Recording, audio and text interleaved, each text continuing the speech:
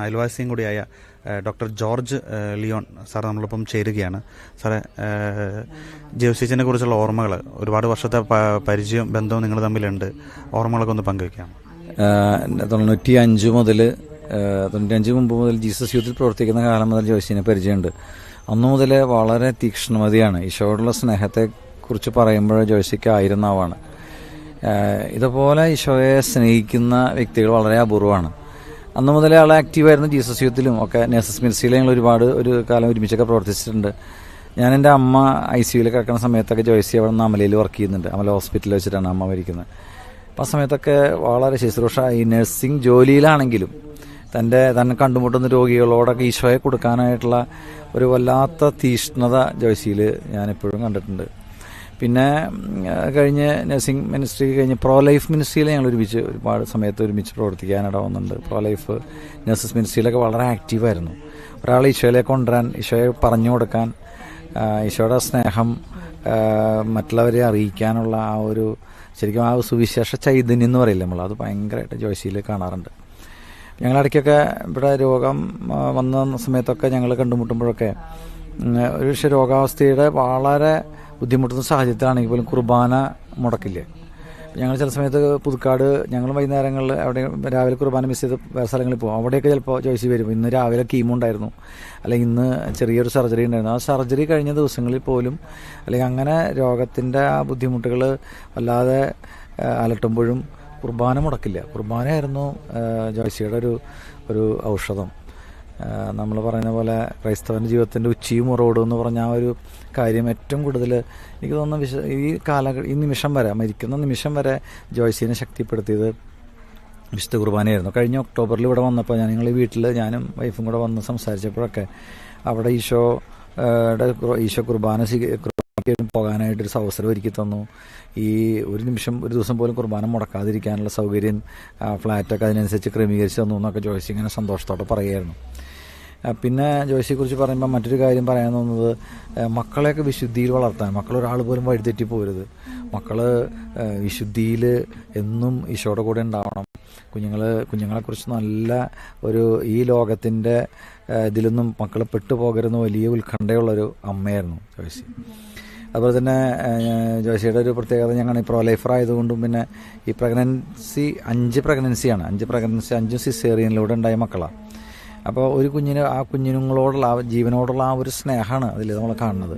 നല്ല ബുദ്ധിമുട്ടുകളുണ്ട് ഇവിടെ കടന്നു പോയപ്പോഴും ഈ ജീവനോടുള്ള ഒരു തുറവി ജോയ്സിയുടെ ജീവിതത്തിൽ എപ്പോഴും ഒരു സാക്ഷ്യം പോലെ, വെറുതെ പറയൽ മാത്രമല്ല, പ്രോ ലൈഫ് നന്നായിട്ട് മറ്റുള്ളവരോട് പറയും, ജീവൻ്റെ വിലയെക്കുറിച്ച് പറയും, അതോടൊപ്പം തന്നെ ജീവിതത്തിലും അത് നന്നായിട്ട് ഇത് ചെയ്തു. പിന്നെ ജോയ്സി പറഞ്ഞൊരു കാര്യം ഞങ്ങളെയൊക്കെ വളരെ സ്വാധീനിച്ചൊരു കാര്യം, പ്രഗ്നൻ്റായി എന്ന് അറിഞ്ഞ നിമിഷം മുതൽ ബൈബിൾ വായിക്കാൻ തുടങ്ങും. അപ്പോൾ ജോയ്സി പറയാണ്, വെളിപാടൊക്കെ ആകുമ്പോഴേക്കും പ്രസവത്തിന് ഡേറ്റ് ആയിട്ടുണ്ടാവും. അപ്പോൾ ശരിക്കും പറഞ്ഞാൽ വൂം കാറ്റ് നമ്മൾ പറയാറുണ്ട്, കാറ്റിഗസം ഇൻ ദ വൂം, ഉദരത്തിൽ വെച്ച് തന്നെ കാറ്റിഗസം ആരംഭിക്കണം. ശരിക്കും ആ പിള്ളേർ, ഇപ്പോൾ മൂത്ത ജൂലിയനെയും ജോവാനെയൊക്കെ ഞങ്ങൾക്ക് അറിയാം, അവരൊക്കെ എന്നും വചനമെഴുത്ത് മത്സരത്തിൽ ഇവിടെ ഫസ്റ്റാണ്.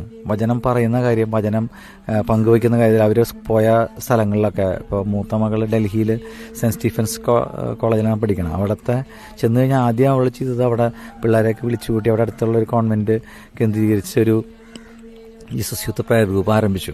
അപ്പോൾ അവരിലേക്കും ആ ഒരു സുവിശേഷ ചൈതന്യം പങ്കുവയ്ക്കാനായിട്ട് ജോയ്സിക്ക് പറ്റി എന്നുള്ളതാണ്. അവരൊരുമിച്ച് ഫാമിലിയായിട്ട് ഒരുമിച്ചുള്ള പ്രോഗ്രാമുകൾ, ഈ കുഞ്ഞുങ്ങളും അതുപോലെ തന്നെ സുവിശേഷം പങ്കുവയ്ക്കുന്ന വീഡിയോസ്. ഇപ്പോൾ ഈ രോഗത്തിൻ്റെ പല സ്റ്റേജസിലും എനിക്ക് തോന്നുന്നു അവസാനം കിടപ്പിലാവുന്നത് വരെയും ജോയ്സി ഇങ്ങനെ ക്ലാസ്സുകളും സുവിശേഷം പങ്കുവയ്ക്കാനായിട്ട് ചെറിയ ചെറിയ സെഷൻസിലൂടെയൊക്കെ, ഗൾഫിലുള്ളവർക്കൊക്കെ അറിയാം, അവിടുത്തെ ഗ്രൂപ്പിലൊക്കെ വളരെ ആക്റ്റീവായിരുന്നു. അപ്പോൾ എനിക്ക് തോന്നുന്നു ഈ മരണം വരെ പോലീസ്ലിഹ പറഞ്ഞ പോലെ ഞാൻ നല്ല ഓട്ടം ഓടി എൻ്റെ ജീവൻ്റെ കിരീടം കർത്താവ് എനിക്കായിട്ട് കാത്തുവെച്ചു എന്ന് പറഞ്ഞ പോലെ ജോസിയെ സംബന്ധിച്ചിടത്തോളം നമുക്ക് ഒരിക്കലും സംശയമില്ല, ഈശോയുടെ അടുത്ത് തന്നെയായിരിക്കും. ആ ലോകത്തിൽ കാലഘട്ടത്തിൽ ലോകത്തിൽ ജീവിച്ച സമയത്തൊക്കെ ഈശോയുടെ കൂടെ ആയിരിക്കാൻ, പ്രത്യേകിച്ച് ഞാൻ നേരത്തെ പറഞ്ഞ പോലെ കുർബാനയിൽ ആശ്രയിച്ച് ഈ രോഗാവസ്ഥകളുടെ ഒരു 4-5 വർഷമായിട്ട് നല്ല ബുദ്ധിമുട്ടുകളിലൂടെ ജോയ്സിയും കുടുംബമൊക്കെ കടന്നുപോയിരുന്നു. അതോടൊപ്പം തന്നെ മറ്റൊരു വലിയ കാര്യം പറയാനുള്ളത്, ജോയ്സിയുടെ ഹസ്ബൻഡ് ജെയ്സൺ ആണെങ്കിലും അത് വളരെ പ്രത്യേകം പറയണം, ഒരു സൈലൻ്റായിട്ട് കൂടെ നിന്ന് എല്ലാ കാര്യങ്ങളും ഒരു കുറവ് വരുത്താതെ എല്ലാ കാര്യങ്ങളും ജെയ്സനെ സമ്മതിക്കണം. രോഗാവസ്ഥയുടെ ഓരോ പല പല സങ്കടാവസ്ഥകളിലൂടെ കടന്നു പോയത് എനിക്ക് വ്യക്തിപരമായിട്ട് അറിയാം. അപ്പോൾ ജെയ്സൺ വളരെ സ്നേഹത്തോടെ ജോയ്സിനെ ശുശ്രൂഷിച്ചതും ഒക്കെ പ്രത്യേക ഈ അവസരത്തിൽ എടുത്തു പറയുകയാണ്. കുഞ്ഞുങ്ങളൊക്കെ തന്നെ ശരിക്കും ഒരുക്കപ്പെട്ട മക്കളാണ്, എല്ലാവരും ഈശോയിലേക്ക് നോക്കി വളർന്ന മക്കളാണ്. അതുകൊണ്ട് ഈ ലോകത്തിൽ എനിക്ക് പറയാനുള്ള ജോയ്സിയുടെ ജീവിതം ഒരു പ്രത്യാശയുടെ ഒരു സുവിശേഷമാണ്. എനിക്ക് തോന്നുന്നു ഒരുപാട് വേദനകളുടെ നടുവിലും ഈശോയെ പ്രഘോഷിക്കാൻ പറ്റുക, അതിന് ഈ ഈശോയുടെ ആ സഹനത്തിൽ തൻ്റെ സഹനം ചേർത്തു. കഴിഞ്ഞ ദിവസം ഞങ്ങൾ കണ്ടുമുട്ടിയപ്പോൾ പറയായിരുന്നു, ഈശോയുടെ കുരിശിൻ്റെ ഒരു ഭാഗത്ത് ഞാനും കിടക്കുന്നതായിട്ട് ഞാനിങ്ങനെ കാണുമായിരുന്നു. ഈശോയുടെ കുരിശിലെ ആ സ്നേഹം എനിക്ക് അനുഭവിക്കാൻ പറ്റി എന്നൊക്കെ പറഞ്ഞ് ആ സഹനം നല്ല ബുദ്ധിമുട്ടുന്ന സമയത്തൊക്കെ ഈശോയുടെ ആ കുരിശിലെ സ്നേഹത്തെ ജോയ്സിക്ക് അതിനോട് വളരെയധികം ചെയ്യാനായിട്ട് തൻ്റെ സഹനത്തെ ചേർത്ത് വയ്ക്കാൻ പറ്റി എന്നുള്ളതാണ് ഈ സഹനത്തിലൂടെ കടന്നുപോയപ്പോൾ ജോയ്സ് സ്വീകരിച്ചൊരു ഒരു നിലപാട്.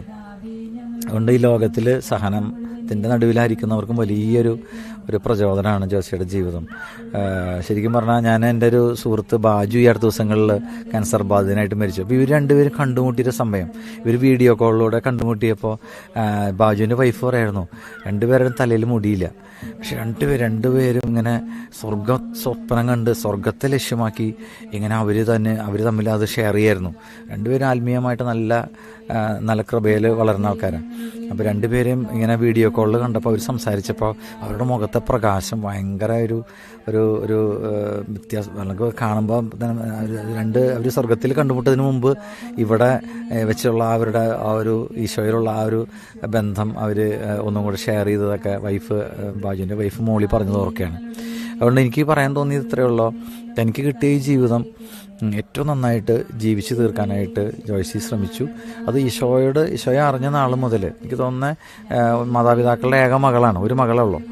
അങ്ങനെ പഠനകാലം മുതൽ ഈശോയെ അറിഞ്ഞ നിമിഷം മുതൽ ഈശോയോടുള്ള ആ ഒരു വിശ്വസ്തതയിൽ ജോയ്സി എന്നും ഉണ്ടായിരുന്നു. ഈശോയുടെ ഒരു തീക്ഷ്ണമതിയായിട്ടുള്ള ഒരു സാക്ഷിയായിരുന്നു ജോയ്സി എന്നും. അതുകൊണ്ട് ലോകത്തോട് നമുക്ക് ജോയ്സിയുടെ ജീവിതം ഞങ്ങൾക്കൊക്കെ തരുന്ന പ്രചോദനതാണ്.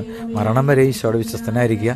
ഈശോയുടെ ആ സുവിശേഷം സാധിക്കുന്നവരിലേക്കൊക്കെ ഇത് മരണം മുൻപിലാണെന്ന് അറിയുമ്പോഴും ഈശോയെ കൊടുക്കാനുള്ള ആ ഒരു തീക്ഷ്ണത മരണം വരെ ജോയ്സി കാത്തു സൂക്ഷിച്ചു എന്നുള്ളതാണ്. തീർച്ചയായിട്ടും ഈശോയുടെ കൂടെ സ്വർഗത്തിൽ നമുക്ക് വേണ്ടി പ്രാർത്ഥിക്കാൻ ജോയ്സി ഇനി മുതലുണ്ടാകും എന്ന് പ്രതീക്ഷിക്കുന്നു. ഞങ്ങൾക്കൊക്കെ വലിയ പ്രചോദനമാണ് ജോയ്സിയുടെ ജീവിതം. അതുകൊണ്ട് ഇനി അനേകം ആളുകളിലേക്ക് ജോയ്സിയുടെ ജീവിതം അല്ലെങ്കിൽ ജോയ്സിയുടെ മാധ്യസ്ഥം വഴിയായിട്ട് വിശുദ്ധ കുർബാനയുള്ളൊരു സ്നേഹം നമ്മുടെ ഉള്ളിൽ ഉണ്ടാകട്ടെ. വിശുദ്ധ കുർബാന കേന്ദ്രീകൃതമായിട്ട് ജീവിക്കേണ്ട കാലഘട്ടമാണ്. അപ്പം അത് ശരിക്കും ഒന്നുകൂടെ ജോയ്സിയുടെ ജീവിതം നമ്മളെ ഓർമ്മിപ്പിക്കുകയായിരുന്നു. തീർച്ചയായിട്ടും നമുക്ക് ഈശോയുടെ അടുത്തായിരിക്കും ജോയ്സിയോട് മാധ്യസ്ഥം തേടി നമുക്കും വിശുദ്ധ കുർബാനയോടുള്ള സ്നേഹത്തിൽ വളരാനായിട്ട് ആഗ്രഹിക്കാം. Thank U.